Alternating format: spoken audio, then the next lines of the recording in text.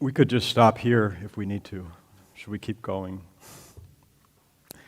I don't know how long this congregation is used to sitting through a minister's remarks.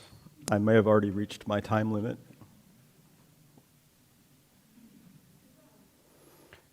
If you agree that the minister should keep talking, please stand.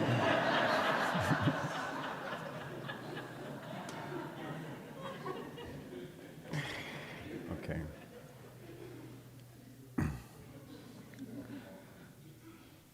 Thank you.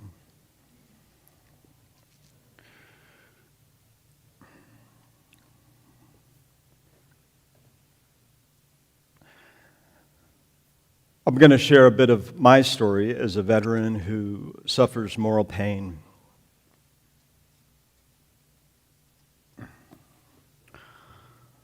Oh, 10 years ago, from a pulpit in Kandahar airfield in Afghanistan, I invited the people of the United States to confess in a Sunday morning sermon called A Veterans Day Confession for America. It was received well from the small gathering of service members and contractors who had come to worship in my tradition.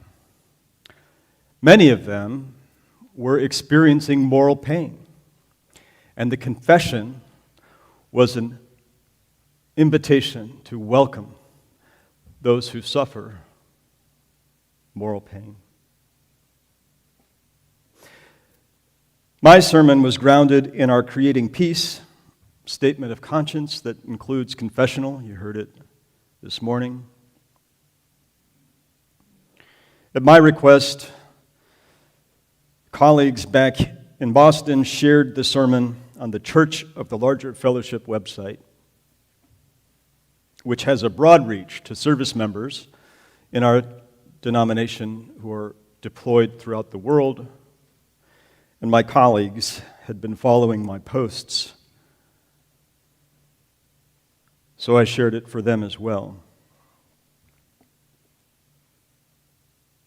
Senior Army officers, however, discovered it and reacted harshly.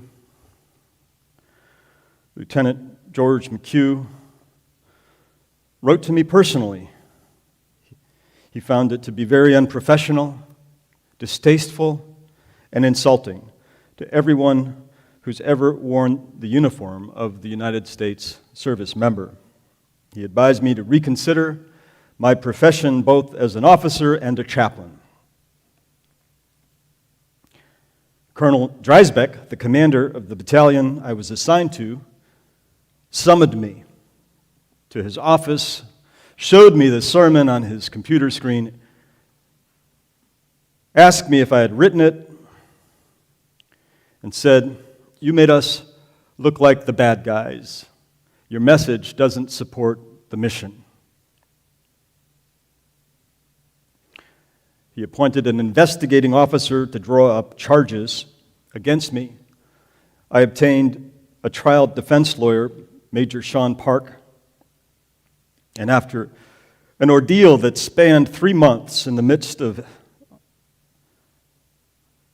combat operations in Afghanistan, I was handed a general officer memorandum of reprimand signed by Scotty D. Carpenter for politically inflammatory speech and bringing dishonor upon myself, my unit, and the entire U.S. Army. I appealed with dozens of letters of support, including from authorities like Dr. Edward Tick, Chaplain Colonel Herman Kaiser, may he rest in peace, and the Harvard-trained theologian, Dr. Paul Razor, who wrote a letter that I cherish, and I'll quote from it now. In his letter to General Carpenter, he says, "I can affirm that Chaplain Antal's public prayer violates no tenet of the Unitarian Universalist faith. In both its content and its tone, the confession speaks both to and from the heart of Unitarian Universalism. Moreover, in my judgment, the confession does not bring dishonor to the United States military. It constitutes a careful and sensitive expression of concern by a chaplain toward those in his spiritual care.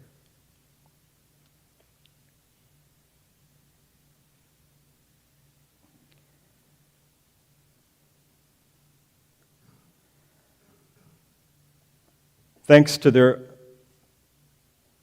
letters, the reprimand was filed locally, an action intended to protect me from bad paper that would ruin my military career. Even so, Colonel Dreisbeck handed me a do not promote evaluation and released me from active duty. I was redeployed to the United States for retraining. Before I left Afghanistan, I visited one of the senior chaplains on base, then Major Tyson Wood, a Roman Catholic priest at the post chapel. I showed him my sermon, told him what happened, and asked his impression. He paused, looked at me intensely, and said, "You know what your problem is? You were too honest."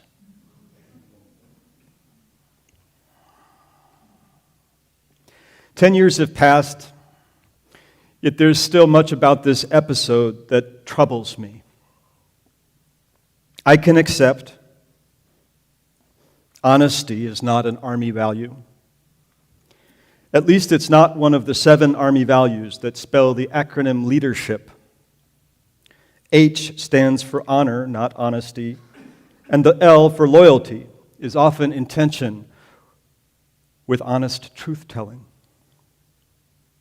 No doubt, many who choose loyalty over truth find pseudo-moral justifications for doing so. As Aeschylus wrote, God is not averse to deceit in a just cause. Similar sentiments are expressed with the adage, truth is the first casualty of war.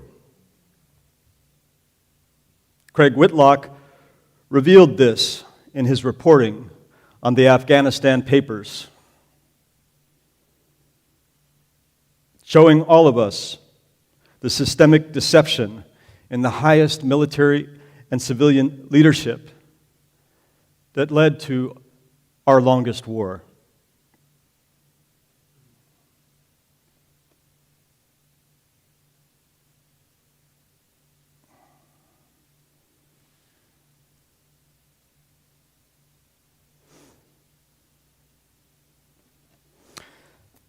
Some veterans in the war zone or outside the war zone are able to be honest. I think of Joe Darby and Justin Watt, whistleblowers who spoke with moral courage to expose Abu Ghraib or the atrocity of Mahmadiyya that led to the death of Abir al-Khamza, 14-year-old Iraqi girl who was raped and then burned. Some veterans reclaim honesty by confiding in chaplains like me. Most, however, stuck in a culture of concealment, try to suck it up, pack their moral pain away in a hurt locker, often with devastating consequences. In VA, there's a growing recognition of moral injury and how it contributes to the epidemic of veteran suicide. According to a recently released VA study, veteran suicide is down to 17 a day. This is not cause for celebration, as official reports of a decrease in veteran suicide may be misleading, if only for the fact that the entire veteran population has declined by almost 5 million in the last decade. Other studies from non-governmental sources suggest the actual number of suicides may be double. My experience has taught me that many veterans have stories to tell and yearn to speak honestly to an audience of compassionate citizens who are ready and willing to listen deeply, reflect, and accept responsibility. Yet where can they be found? Are you ready to listen?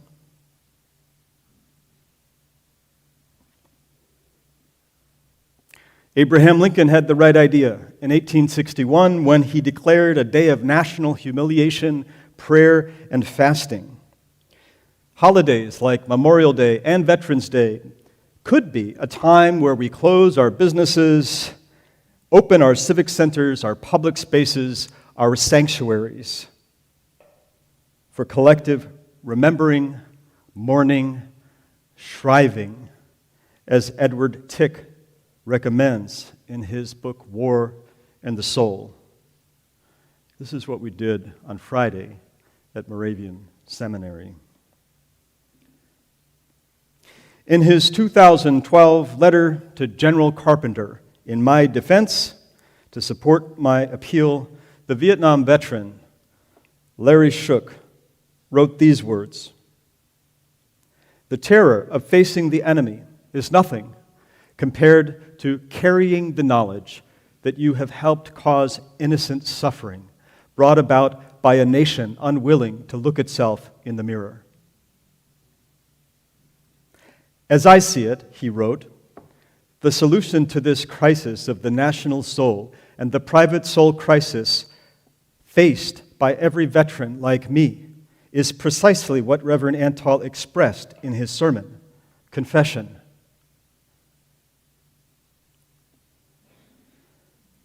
Such moral reckoning is adaptive work.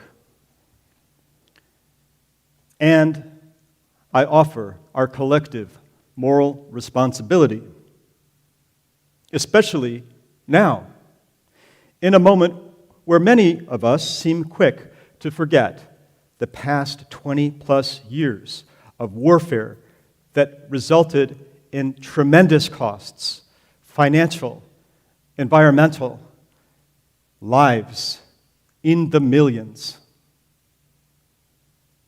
We're ready to write it off, it seems, and focus our attention on bad guys out there like Vladimir Putin, who can be the target of our righteous indignation so that we can avoid the work of introspection, attending to our own hypocrisy, hubris, and self-deception.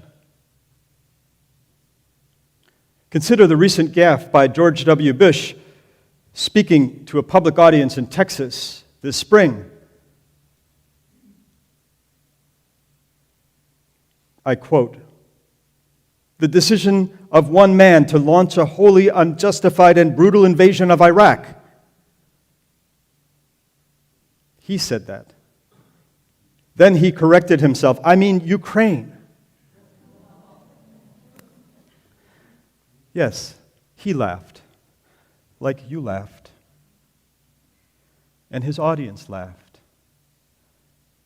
What is behind that laughter? He chuckled and muttered, "Iraq too," under his breath, while the audience erupted in laughter, just like we laughed just now.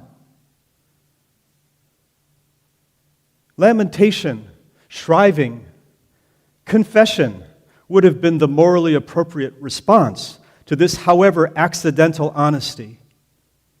But laughter, in the face of atrocity and unspeakable devastation, looks a lot like sociopathy,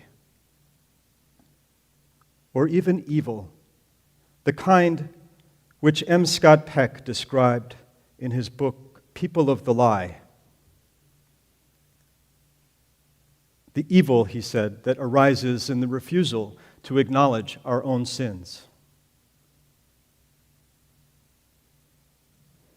The cost of valuing honor and loyalty, above all, risks concealing painful truths, further exacerbating the isolation of veterans, anguished by resentment, disgust, guilt, and shame. At the same time, undermining the capacity of elected leaders and we the people to make informed choices about our use of military resources. If only when Secretary of Defense Donald Rumsfeld admitted that he had, quote unquote, no visibility as to the bad guys are, more than 5 years post 9/11, if only in that moment he had paused to look himself in the mirror, he might have caught a glimpse of the badness that lurks in every human heart. And I might never have been deployed to Afghanistan. The work I do now, the Moral Injury Group in Philadelphia, and the Community Healing Ceremony, which is an integral component of that work, empowers veterans to rebuild lost moral identity by reclaiming honesty and taking responsibility to share truth with citizens, with we the people, who have ultimate authority over the military in which we served.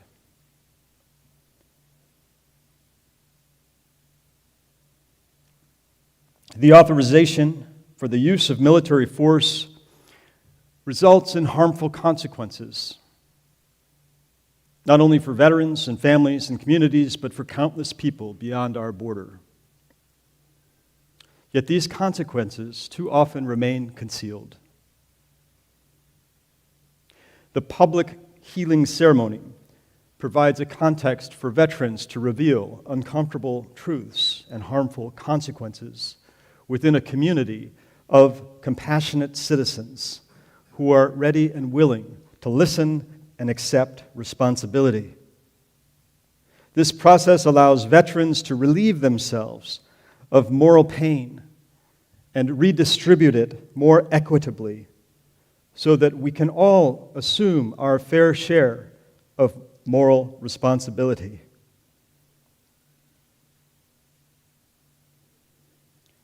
My friends, this is sacred work for me and for our veterans.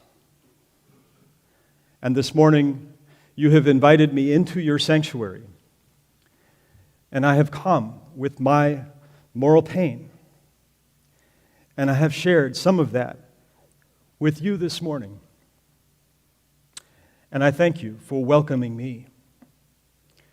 And I hope you continue to do this vital work.